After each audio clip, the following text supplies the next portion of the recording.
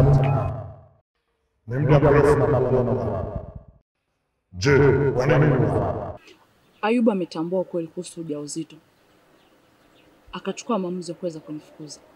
Ni lazima Ayubu angeweza kufukuza baada ya kugundua ukweli. Na kwa nini unashindwa kuwa makini? Na wakati unajua wewe una ujauzito. Hadi sasa hivi sijajua nani ambaye aliweza kumwambia kweli.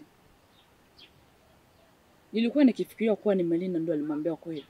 Ila nimekuta sio hivyo. Umekosa makini. Ndio chanzo cha siri hii kutoka. Sasa kusuhiwa tutamaliza mambo. Asante. Ila paka sasa hivi sijajua mimi nitaenda kuishi wapi. Na ninachofia ni kuhusu Ayubu. Ndio kwa maana nasema umekosa makini katika hilo swala. Na ndio kwa maana Ayubu aliweza kukufukuza. Sasa tunahitaji kukupatia hifadhi nyingine. Moja, endelea na hiyo njia. Mbeleni utamkuta mwanadada mmoja. Huyo mwanadada anaitwa Sabrina. Umwite tu Sabrina. Nina shida, uweze kunisaidia. Hapo utaweza kusaidia kwa sababu Sabrina ni mtume wetu mwingi katika hicho kijiji. Na uwe makini tena. Kosa la siri likakudia. Ole wako Anita. Sawa mkuu. Shukrani kwa hilo.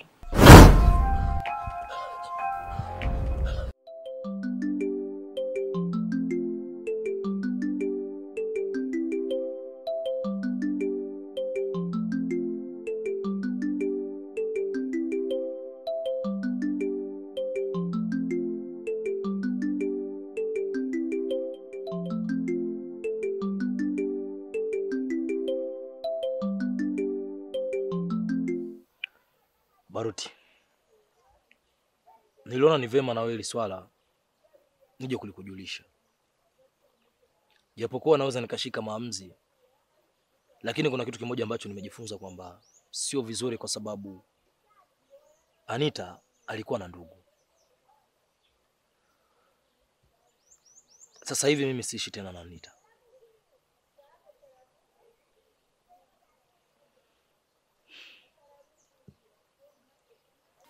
Lakini mimi nashindwa kukuelewa. Unaposema huishi na Anita, kwani unatarajia aende wapi wakati Anita ni mjamzito? Sawa. Anita ni mjamzito. Lakini nyinyi kama familia mna hakika na ujauzito wa Anita ya kwamba ule ujauzito kabisa ulikuwa ni wa kwangu? Siku zote kitanda hakizai haramu. Sisi kama familia tunafahamu kwamba ile ni damu yako kabisa. Sawa. Baruti, mimi nakuelewa. Mnafahamu kabisa kama ni damu yangu. Na kipindi Anita aliwaambia kwamba yeye ana ujauzito wa kwangu, mliamini. Kwa nini mshindwe kuniamini mimi ninapoambia kwamba ule ujauzito sio wa kwangu? Na kwa miezi yote hii ambayo nimevumilia. Ayubu, unamaanisha kwamba ule ujauzito hakukuwa kwako? Na kama hakukuwa kwako, kwa nini uliendelea kuishi na dada yangu? Unajua kilichonifanya kuendelea kuishi na dadako ni kwa sababu ya uongo aliotumia. Ya kuona ya kwamba ule ujauzito ndio utakao nishika mimi mateka. Lakini mwisho wa siku nikuja kugundua ukweli. Na ndio kwa maana sasa hivi nimeamua kukuita wewe kwa sababu ya heshima tu ambayo niko nayo kwako. Na ndio kwa maana siishi na dadako tena. Sawa. Lakini hivi ni kitu gani unaweza kuniambia ili niweze kuamini kwamba ule ujauzito sio wa kwako? Ingelikuwa ujauzito ni wa kwangu, Anita singeondoka nyumbani kwangu. Na sasa hivi nenda ukamtafute, atakwambia ukweli. Na nani mhusika ule ujauzito?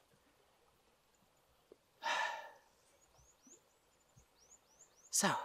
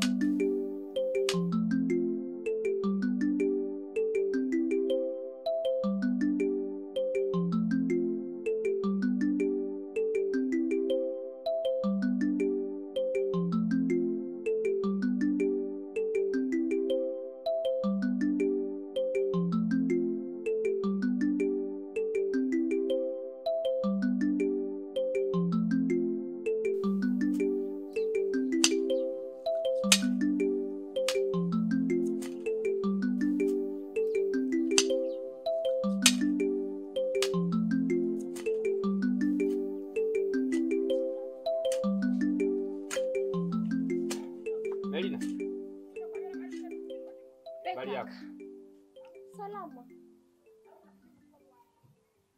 Melina, Anita ameshafika hapa? Hapana, kulikoni? Ushaenda kumtafuta kwake? Kwa kuona nimefika hapa, inamaanisha nimeshatoka kwake. Hivi nyi wa dada zangu, kwa nini mnaendelea kunisumbua?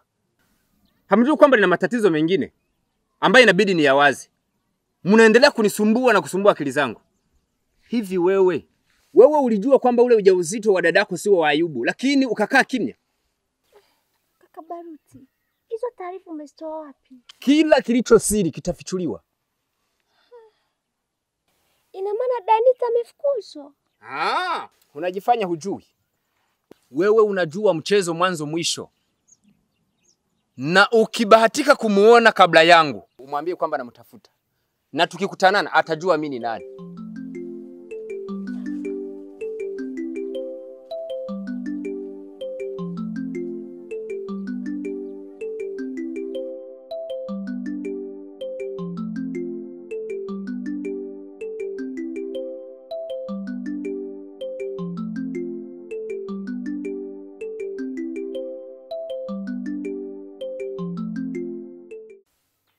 Sabrina, kwa nini umeniita? Asante sana Bruno kwa kuitika wito wangu kwa haraka. Nilichokuitia hapa ni kwa nahitaji tuzungumze kuhusiana na hii kazi. Kazi ipi unayozungumza? Bruno, hakuna kazi nyingine ambayo tunaifanya zaidi ya hii ambayo wewe unaifahamu. Sabrina, hata mimi natamani kuiacha hii kazi, ila inanikuia vigumu sana. Kumbuka, ni virahisi sana kuingia ndani ya hii kazi, ila ni vigumu kwa kuitoka. Nalijua hilo. Nalijua sana. Lakini mimi niko tayari kwa kila kitu. Kwa maana nishajiona tu nimefeli. Hakuna faida yoyote ambayo tunaipata hapa. Tunakaa kufanya kazi, hatuoni faida zozote. Mimi niko tayari kupambana. Kweli virahisi kuingia, vigumu kutoka. Lakini kwangu mimi nitapambana, viwe vigumu, viwe vyepesi. Tukiwa sisi wawili na tukishikamana tutaweza. Huyo ugumu wake wala hatutauona. Niamini mimi, tuna uwezo wa kutoka. Sawa, mimi nakuelewa. Kukupa ushirikiano sio tatizo. Ila kupata njia kama unavyosema wewe ni vigumu sana, sio rahisi. Kwa sababu tunaweza hata kupoteza maisha. Sabrina, kwa nini tusivumilie? Bruno, naomba ufunguke. Tambua kwamba sisi ni wanyama wadogo sana mbele yao. Kwa huyu muda wanatuonyesha kwamba wana ndugu na sisi. Sisi ni sawasawa tu na samaki baharini. Tukiwa ndani ya bahari wanatupa pumzi, lakini tukitoka watahusika kutupika na tutawiva vizuri. Unanielewa? Tukiteleza tu kidogo, either tuko ndani yao au tusikui, watatumalizia. Sasa moja kwa moja bora nitoke. Unanielewa? Ukiwa mwenye akili nifuate. Acha uoga, wewe mtoto wa kiume. Sabrina, mbona kama kazi bado ziko nyingi? Sawa, tutatizama la kufanya. Hii chanjo cha msingi.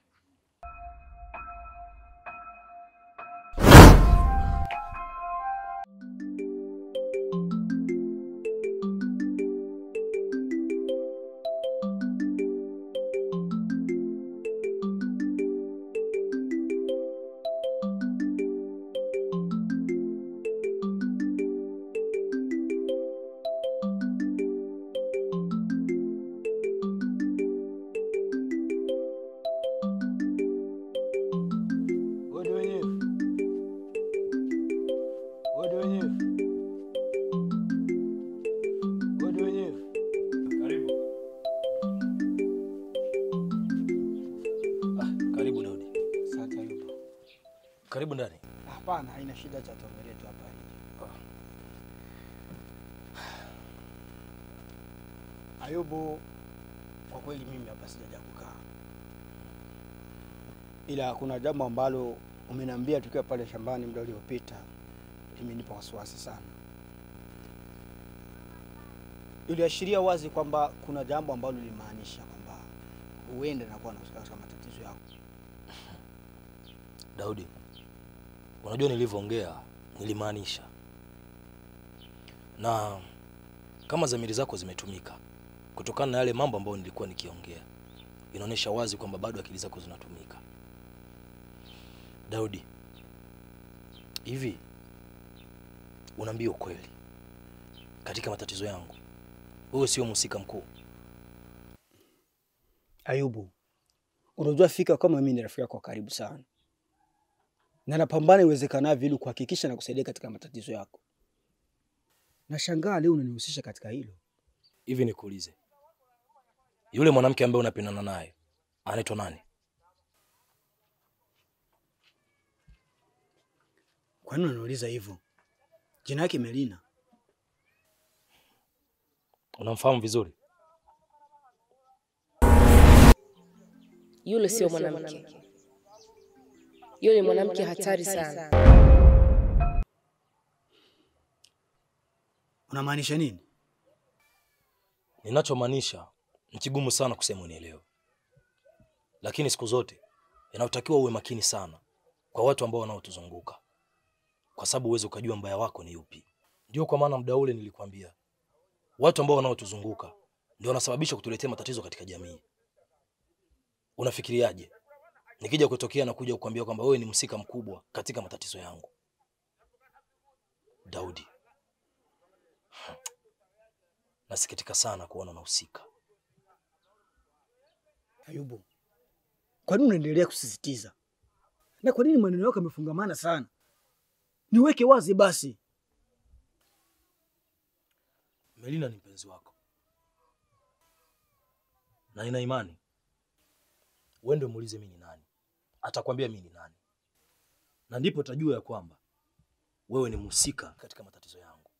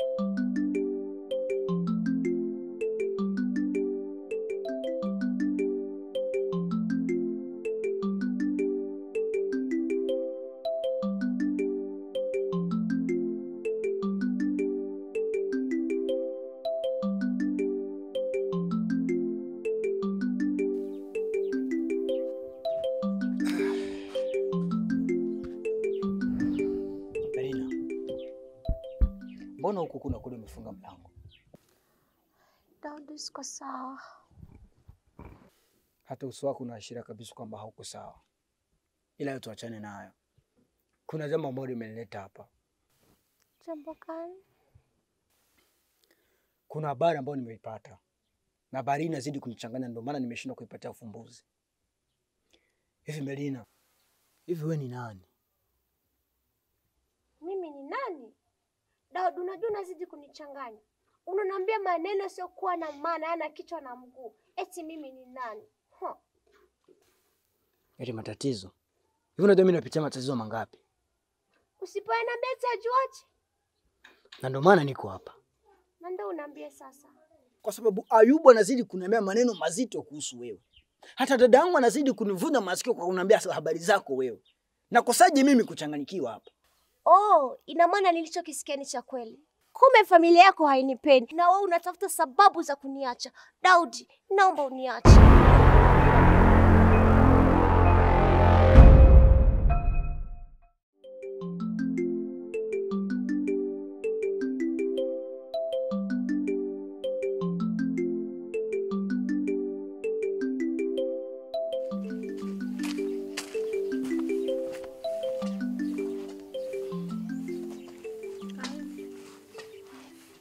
Benita, kuna habari naendelea kuzisikia.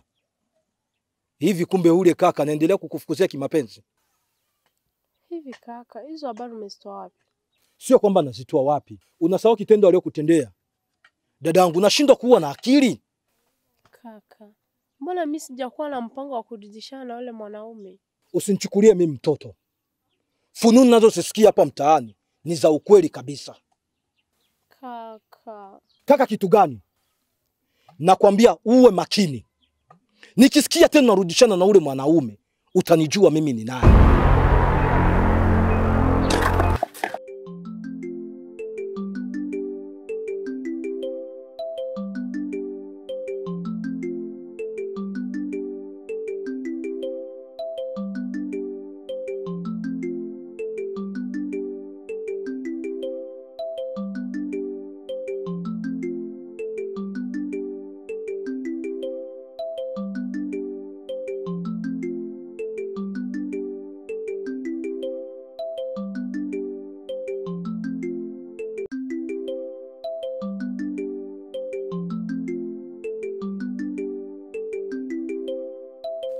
Doni.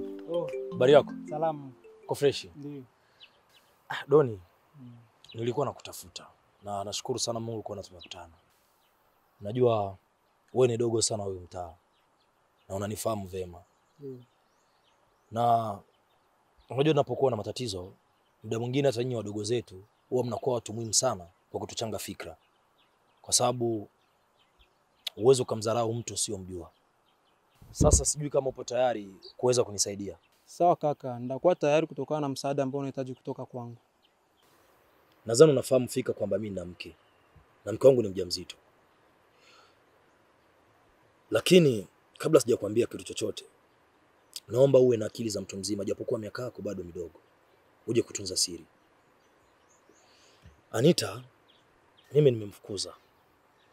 Na baada ya kumfukuza, kuna kitu ambacho ninacho hofu. Unajua nini ninahofia? Baada ya kutoka kwangu, sijui wapi atakapopaenda. Kwa sababu sina uhakika kwamba ataenda nyumbani kwao.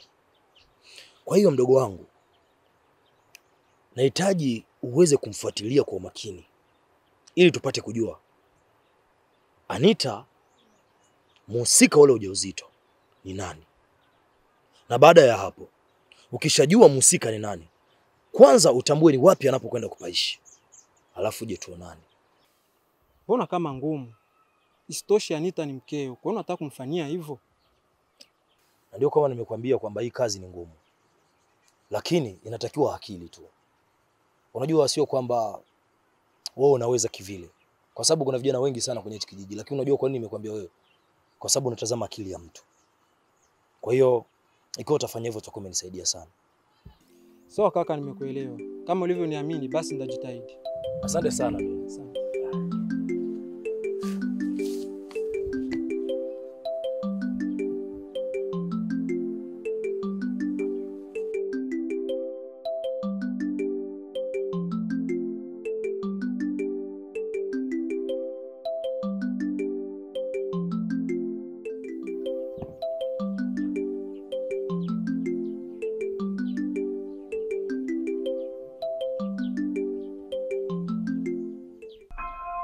Shem,